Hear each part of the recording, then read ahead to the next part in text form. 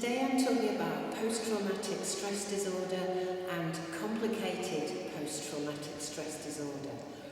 The complicated part of it is very often what we suffer from if we've been in an abusive or narcissistic relationship with somebody who's been treating us really badly, and it messes with our heads so much that in the end we're not really sure what's real in the world anymore.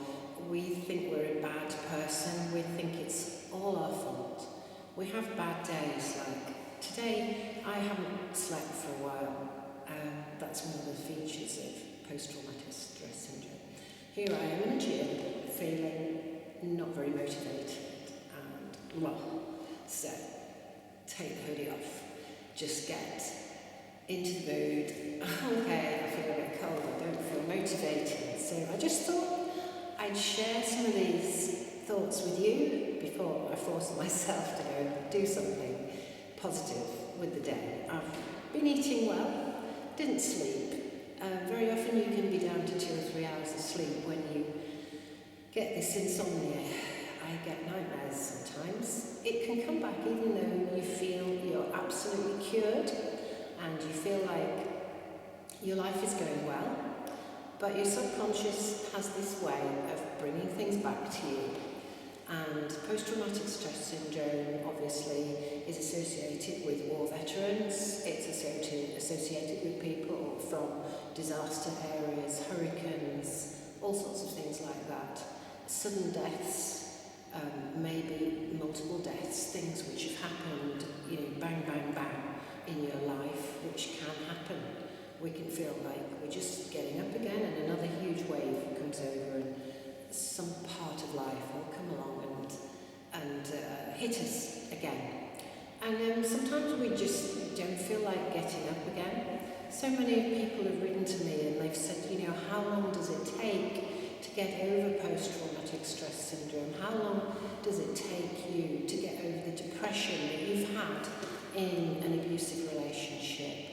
And obviously there's no right or wrong answer. Every individual is different. We all have different things that we've gone through.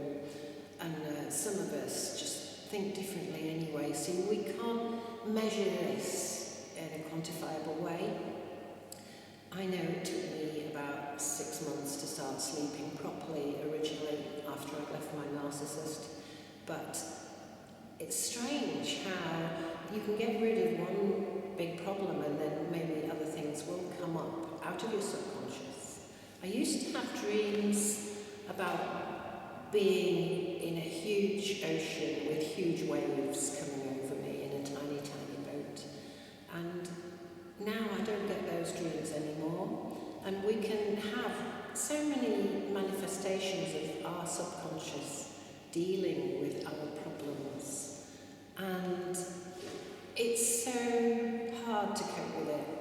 Anybody who hasn't had this PTSD or complicated PTSD, they wouldn't understand, but I know there are so many of you who have written to me and said, how did you get out of depression? How did you get out of eating too much and feeling fat and not sleeping? Because obviously when you're not sleeping, your body is producing stress hormones like cortisol, and that stops you losing weight. It seems like it makes you actually put weight on. And I've worked so hard at this, and so many people have written and said, how come you've lost weight and you look fine? And it takes such a long time.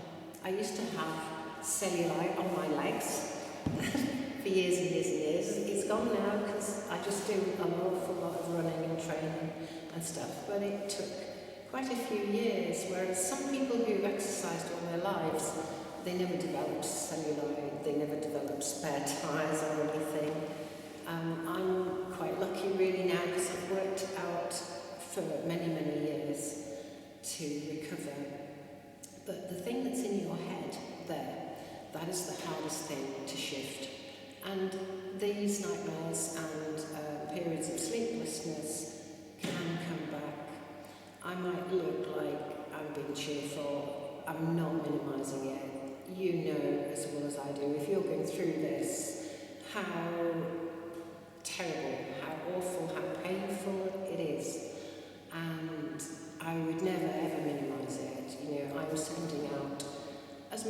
empathy as I possibly can to people because I've been through this. And I feel that I have a gift to give people from all this pain and suffering, because now, having gone through that, I can give people hope that even when you're right down there, and believe you me, I can feel right down there sometimes, and you can just feel like you're not going to get better, you're never going to sleep properly, and it colours your whole attitude to life. So I understand how desperate and how miserable and how depressed and how difficult it is to get out of it. But have you ever tried this? Have you ever looked in the mirror and just smiled? And just smile, even if you don't feel like it, even if you're crying, just smile at yourself, look at yourself. And eventually, we have this thing inside our bodies. Our brain is a bit lazy, apparently. And if it smiles, our brain just thinks, oh, okay, she must be happy, she's smiling. And our brain produces these chemicals to make us feel good. And actually, it's a chain reaction. So go around, try smiling at people. I know sometimes when I used to smile at work, people would look at me like, what's she got to smile about, you know? Is there something wrong with her? What's wrong? Why is she smiling so much? But, you know, never mind, just keep smiling.